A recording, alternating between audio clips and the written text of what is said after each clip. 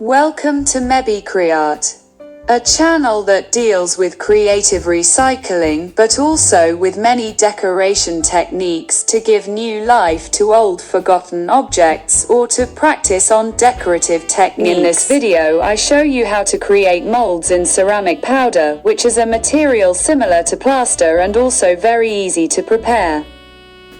It is odorless, so suitable for work with children. You use water with a dosage that is normally written on the package depending on the brand, and the consistency must be soft. I'm working with silicone molds to create fairly small objects that will serve as small gifts or to decorate the tree rather than gift packages.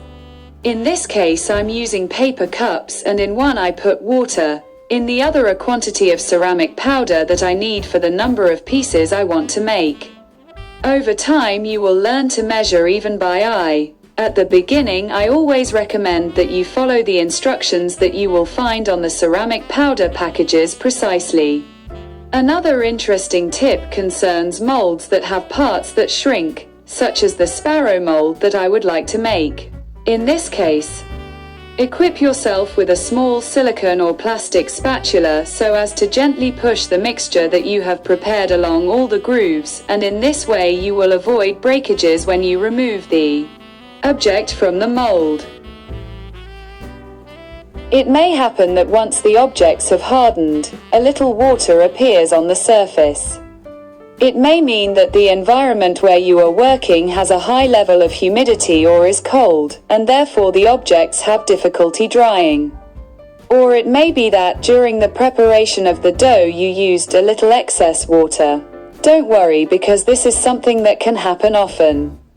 Simply use a paper towel or a tissue from which you will take only one of the layers, because the one you will place on the mold must be very thin.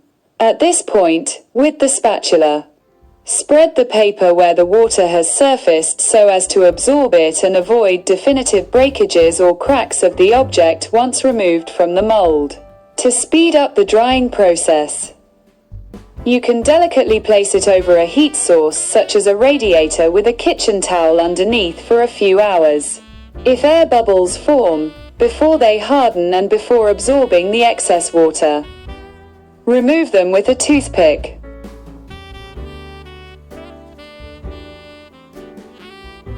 At this point we just have to wait to be able to extract the objects from the molds and start with our decorative techniques. Once finished they will be delicious gifts for friends and relatives, or objects to use to decorate the Christmas tree and your home. They can be used as place cards at the table during the holidays and remain as a souvenir for your guests. They can also be a truly original idea for preparing personalized gift packages. The molds are ready and we can proceed with the decoration. I cut out small objects in ceramic powder, scrapbooking paper with the same shape, choosing landscapes that I will modify with pictorial retouching. I glued the cutouts on the tiles with slightly diluted vinyl glue. I am using a small brush and white acrylic paint, lightly tapping on the surfaces of the drawing where I want to simulate snowfall. Patience is needed because the object is very small and consequently the drawing requires a lot of precision. As you can see, the image of a snowy landscape is slowly forming.